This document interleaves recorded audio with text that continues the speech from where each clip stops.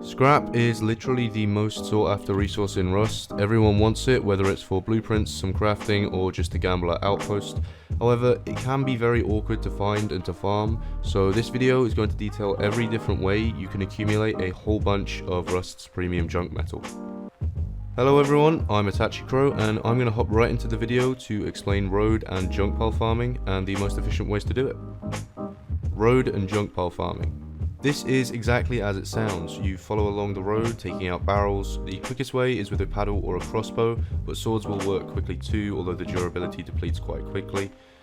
Every barrel you break, apart from the red ones, will give you scrap as well as components that can be recycled later for more materials.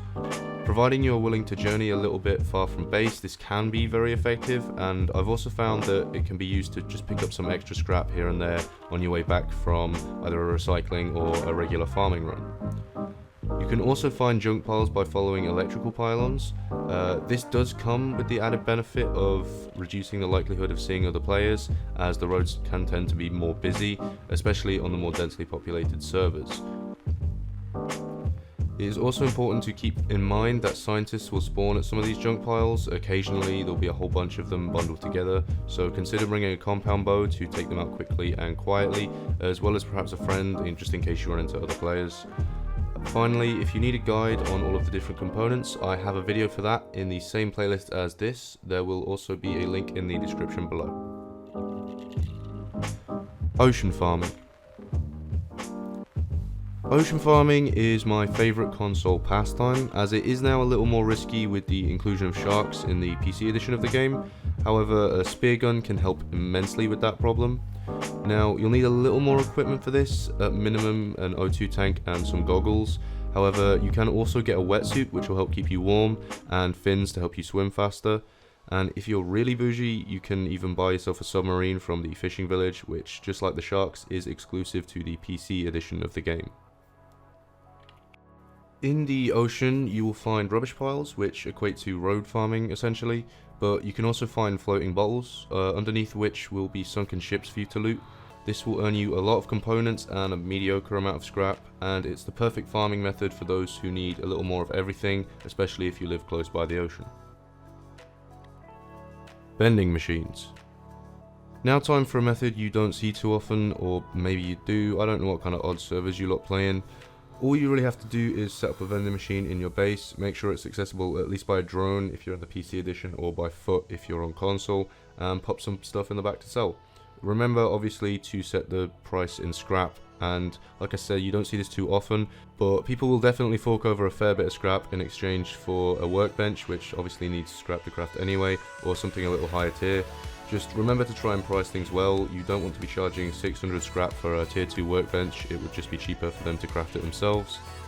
Another way to utilise the vending machines is to sell things for sulfur. Sulfur shops are a lot more common, more successful, and will help you raid for the scrap that you're after.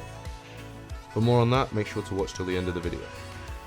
If this video has helped at all, then please subscribe, leave a like, and turn on that notification bell.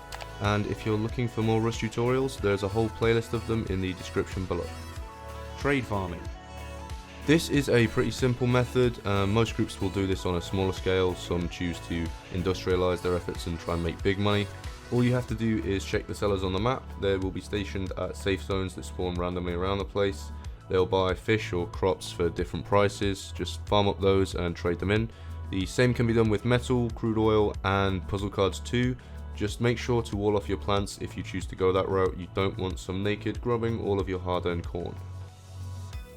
Monument farming. Just like it sounds, this method involves hiking your way up to the various monuments all around the map to find yourself some loot. Personal recommendations are Dome, Water Treatment, and Train Yard. Dome, as it only requires some simple parkour and no puzzles, not to mention it has an oil refinery underneath.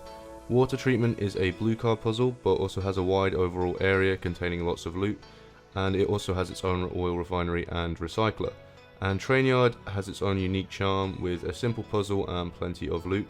Just to make sure to bring a hazmat suit. Overall, monument farming is a decently fast way of earning scrap, including the fact that you are likely to run into other players, particularly at the larger monuments, so be careful and make sure you're moderately well armed.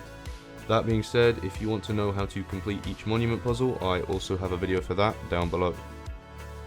Gambling. I'm sure many of you knew this was coming, but it's important to remember that at the bandit camp there is a big shiny wheel that can test the strength of any person's will. So will you put your money where your mouth is? The bigger the number you bet on, the higher the reward. Raiding. Probably the most obvious method, and honestly kind of down to luck. The bigger the base you raid, the higher chance you'll find better loot, scrap included. With raiding being one of the primary goals in Rust, this is naturally something you're going to attempt anyways, so when you do, make sure to check everything. You'll find even the most organized players will keep scrap in the most random of places, or sometimes leave it in the research table. Of course, the most likely place would be locked safely away in the tool cupboard. Provided you hit a good base, this can provide anywhere between 0 and tens of thousands of scrap. It's all about picking a good base, the right opportunity and the right plan of attack. If you want to learn how to do just that, let me know in the comments and I will have a tutorial out as soon as possible. Hopefully with all this information you won't have trouble looking for scrap again. If you do have any further questions or suggestions, please let me know in the comments below, and with that being said, I will see you next week.